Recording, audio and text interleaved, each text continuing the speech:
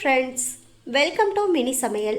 இன்றைக்கி நம்ம சேனலில் சூப்பரான டேஸ்ட்டில் ரொம்பவே சத்தான கவுனி அரிசி ஹல்வா எப்படி பண்ணுறதுன்னு தான் பார்க்க போகிறோம். இந்த ஹல்வாவை பொறுத்த வரைக்கும் குழந்தைங்கள்லேருந்து பெரியவங்க வரைக்கும் விரும்பி சாப்பிடக்கூடிய வகையில் வாயில் வச்சதுமே கரையக்கூடிய டேஸ்ட்டில் சூப்பராக இருக்கும். இதில் நம்ம ஒயிட் சுகரோ இல்லை கலர் பவுடரோ இந்த மாதிரி எதுவுமே சேர்க்க போகிறதில்ல. சத்தான பொருட்கள் மட்டும்தான் சேர்க்க போகிறோம். அதனாலேயே தாராளமாக எல்லாருமே இதை சாப்பிடலாம். வீடியோ முழுசையும் ஸ்கிப் பண்ணாமல் பார்த்துட்டு வீட்டில் நீங்களும் இந்த அல்வாவை ட்ரை பண்ணி பாருங்கள். ட்ரை பண்ணி பார்த்துட்டு எப்படி வந்துச்சுங்கிறத கமெண்ட் பாக்ஸில் சொல்லுங்கள். இப்போ இந்த கவுனி அரிசி ஹல்வா எப்படி பண்ணுறதுன்னு வீடியோக்குள்ளே பார்க்கலாமா? இந்த அல்வா செய்கிறதுக்கு ஃபஸ்ட்டு ஒரு மிக்சிங் பவுல் எடுத்துக்கோங்க. அதில் 1.5 கப் அளவுக்கு கவுனி அரிசி சேர்த்துக்கலாம். இப்போ இந்த அரிசி கூட நீங்கள் தண்ணி சேர்த்து நல்லா ஓவர் நைட் ஊற வச்சுக்கிறதாலும் ஊற வச்சுக்கலாம். அப்படி இல்லைன்னா குறைஞ்சபட்சம் ஒரு 5 மணி நேரமாவது ஊற வச்சுக்கணும். அப்போ தான் இந்த அரிசியுமே நல்லா நமக்கு ஊறி வரும். இப்போ இதை நம்ம ஒரு 5 மணி நேரம் ஊற வச்சுக்கலாம். இப்பொழுதைக்கு அப்படியே ஒரு மூடி போட்டு மூடி வச்சு 5 மணி நேரம் வெயிட் பண்ணலாம். இப்போ 5 மணி நேரத்துக்கு மேலே ஆச்சு. நம்ம மூடியை ஓப்பன் பண்ணி பார்த்தோன்னா இப்போ பாருங்கள், கவுனி அரிசி வந்து நல்லா ஊறி வந்திருக்கும். கையில் கொஞ்சம் அரிசி எடுத்து பார்த்தோன்னா முன்னாடி இருந்த அரிசிக்கும் இப்போ ஊறி வந்ததுக்கப்புறமா இருக்கிறதுக்கும் நல்லாவே வித்தியாசம் தெரியும். அதனால நல்லா இந்த அளவுக்கு அரிசி வந்து ஊறி வந்த பிறகு இப்போ இதை நல்லா ஒரு 2லேருந்து 3 டைம் நல்லா வாஷ் பண்ணி எடுத்துக்கணும். வாஷ் பண்ணிவிட்டு இந்த தண்ணியெல்லாம் நல்லா வடிச்சிட்டு இப்போ இதை நல்லா ஒரு மிக்சி ஜாரில் சேர்த்து நம்ம அரைச்சி எடுத்துக்க போகிறோம்.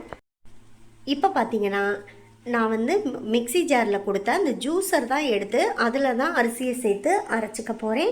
அப்படி இல்லாமல் நீங்கள் வெறும் ஜாரில் அரைச்சி சேர்க்குறா இருந்தால் கூட சேர்த்துக்கலாம். ஏன்னா அதில் உள்ள தண்ணியெல்லாம் நம்ம வடிகட்டி தான் எப்படி இருந்தாலும் சேர்க்க போகிறோம்.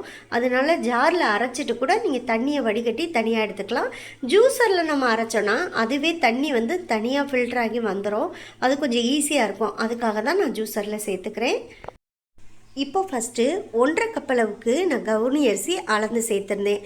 அதுக்கு இப்போ இது கூட 3 கப் அளவுக்கு தண்ணி அளந்து சேர்த்துக்கணும். நம்ம எவ்வளோ அரிசி எடுக்கிறோமோ அதை விட 2 மடங்கு அளவுக்கு தண்ணி சேர்த்து அரைச்சிக்கணும். அதனால நான் இப்போ 1.5 கப் அளவுக்கு கவுனி அரிசி எடுத்ததுக்கு 3 கப் அளவுக்கு தண்ணி சேர்த்துக்கிறேன். இப்போ இதை நம்ம அரைச்சி எடுத்துக்கலாம்.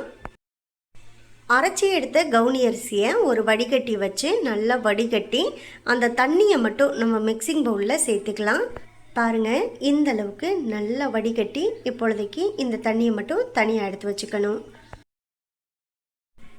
அவ்வளோதான். இப்போ தண்ணியை வந்து நம்ம வடிகட்டியாச்சு. இப்பொழுதைக்கு இது அப்படியே ஓரமாக எடுத்து வச்சுக்கலாம்.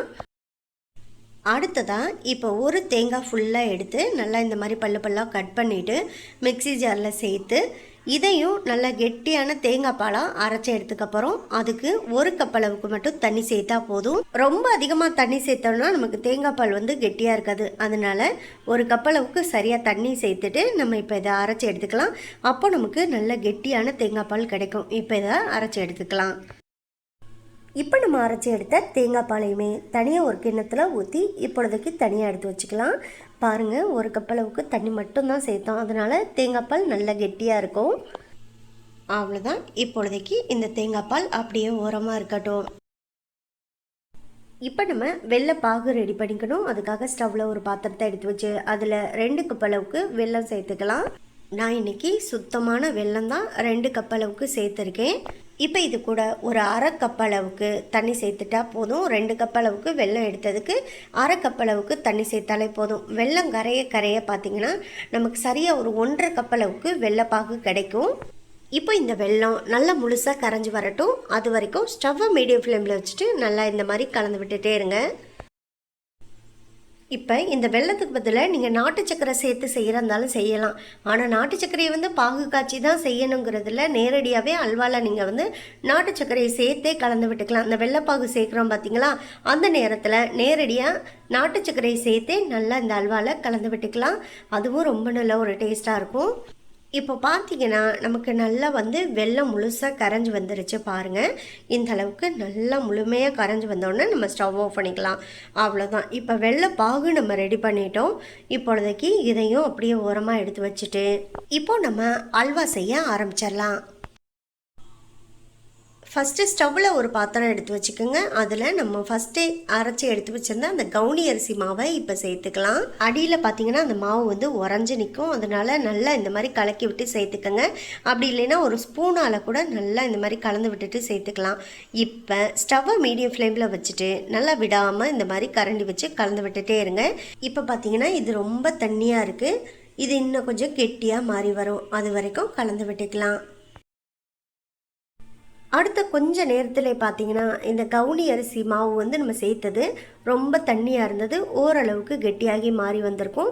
இப்போ பாருங்கள், நான் உங்களுக்கு எடுத்து காமிக்கிறேன். இந்த மாதிரி அளவுக்கு நமக்கு கொஞ்சம் கெட்டியாகி வரும். நம்ம விடாமல் கலந்து விட்டுட்டே இருக்கணும். அப்போ தான் அடியில் வந்து அடிப்பிடிக்காமல் இருக்கும். ஸ்டவ்வையுமே லோ ஃப்ளேம் டு மீடியம் ஃப்ளேமில் மாற்றி மாற்றி வச்சு கலந்து விடணும். ஓவராக நீங்கள் ஹை ஃப்ளேமில் வச்சிங்கன்னா அடியில் அடிப்பிடிக்க ஆரம்பிச்சிடும். இப்போ தேங்காய் பாலையும் நம்ம வடிகட்டி எடுத்து வச்சுருந்ததை சேர்த்துட்டு நல்லா இந்த மாதிரி கலந்து விட்டுட்டே இருக்கணும். இதுவுமே பார்த்திங்கன்னா இன்னும் கொஞ்சம் கெட்டியாகி வரும். அது வரைக்கும் நம்ம கரண்டி வச்சு விடாமல் இந்த மாதிரி கலந்து விட்டுட்டே இருக்கணும். கொஞ்சம் லோ ஃப்ளேமுக்கும் மீடியம் ஃப்ளேமுக்கும் இடையில மாற்றி மாற்றி வச்சு கலந்து விட்டுக்குங்க. இப்போ அடுத்த ஒரு 5 நிமிஷத்துலேயே பார்த்தீங்கன்னா பாருங்கள், இந்த மாவு எந்த அளவுக்கு நல்லா கெட்டியாகி வந்திருக்குன்னு பாருங்கள். இந்த மாதிரி நல்லா அந்த அரிசி மாவெல்லாம் நல்லா வெந்து இந்த மாதிரி பார்த்திங்கன்னா நமக்கு கெட்டியாகி வந்துடும். இந்த சமயத்தில் ஒரு 2 பிஞ்ச் அளவுக்கு உப்பு சேர்த்து கலந்து விட்டுக்கலாம். ஏற்கனவே நம்ம என்ன தான் வெள்ளைப்பாகு இது கூட நம்ம சேர்த்தாலுமே ஒரு 2 பிஞ்ச் அளவுக்கு உப்பு சேர்க்கும்போது அந்த வெள்ளைப்பாகு இனிப்பை வந்து இன்னும் கொஞ்சம் தூக்கலாக தூக்கி கொடுக்கும். அப்போ அல்வாவும் டேஸ்ட்டாக இருக்கும். அதனால் ஒரு 2 பிஞ்ச் அளவுக்கு உப்பு சேர்த்து நல்லா கலந்து விட்டுக்குங்க.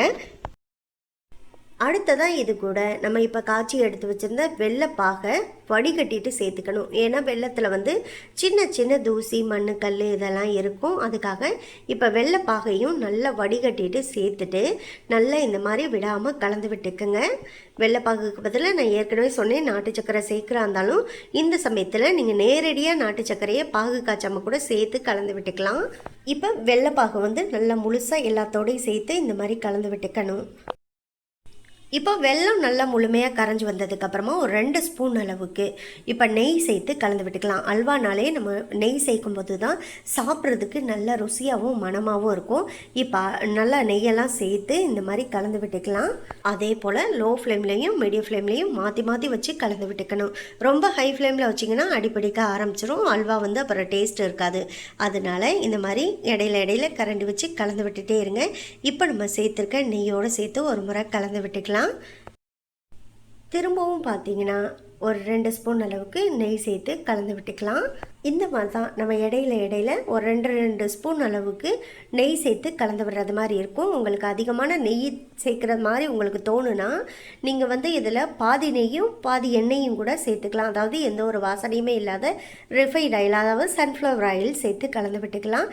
நான் இன்றைக்கி மொத்தமாக ஒரு 8 ஸ்பூன் அளவுக்கு இதில் வந்து நெய் சேர்த்துருக்கேன். கப்பால் பார்த்திங்கன்னா ஒரு 1/4 கப் அளவுக்கு நெய் சேர்க்குறது மாதிரி தான் இருக்கும். அப்போ தான் இது ரொம்ப நல்ல டேஸ்ட்டாகவும் இருக்கும். இப்போ பாருங்கள், அடுத்த ஒரு 5 நிமிஷத்தில் பார்த்தீங்கன்னா திரும்பவும் ஒரு 2 ஸ்பூன் அளவுக்கு நெய் சேர்த்து கலந்து விட்டுக்கலாம்.